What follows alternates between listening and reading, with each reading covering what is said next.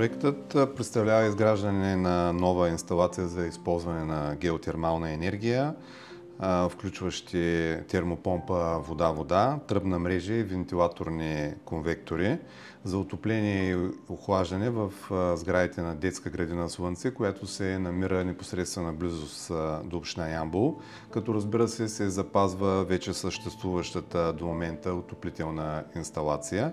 Проектът е финансиран от финансовият механизъм на Европейското икономическо пространство 2014-2021 година по програма Възобновяема енергия, енергийна ефективност и енергийна сигурност. Проектът беше изпълнен с партньорство на норвежка компания IDN Research, като неговата стойност 812 860 лева, от които 734 000 безвъзмездна финансова помощ и 78 860 лева са финансиране.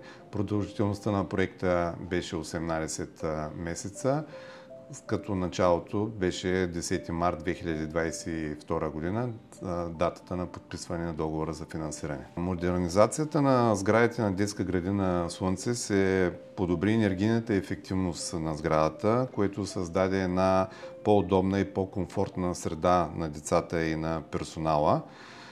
Също така се намали консумираната енергия и емисиите на въглеродния диоксид и също така успяха да се постигнат и основните цели на проекта – намаляване на потреблението на енергия и подобряване на битовите условия в сградата на детската градина, което естествено ще окаже положителен ефект върху опазването чистотата на въздуха.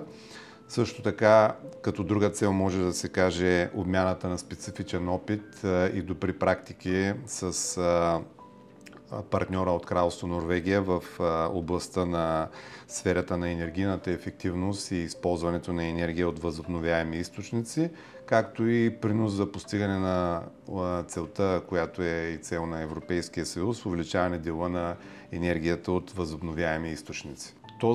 Този вид технология за първи път беше използван в проект на община Ямбол, така че мисля, че трябва да мине поне една година, за да отчетем ефекта на инвестицията, но ние определено придобихме опит, който ще приложим в бъдещи проекти, за които ще кандидатстваме. Единствените пречки бяха от финансов характер, поради инфлационните процеси в страната, но с финансовата подкрепа на програмата ние успяхме успешно да завършим проекта. Очакваме в дългосрочен план да се постигнат целите на проекта, както ги споменахме преди малко, подобряване на комфортната среда в детската градина, намаляване на използването на консумираната енергия.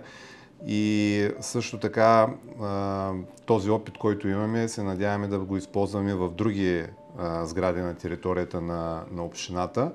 Искам да кажа също, че с подходящо финансиране ние бихме могли да кандидатстваме и да приложим други иновативни методи за постигане на енергийна ефективност и за използване на чиста енергия, като фотоволтаични централи, технология чрез водород и така нататък. Със сигурност бихме споделили нашия опит с други колеги, както и също бихме приели знания и добри практики от други общини, тъй като прилагането на тези програми ще доведе за подобряване качеството на живот в сградите, ще допринесе за опазването на околната среда.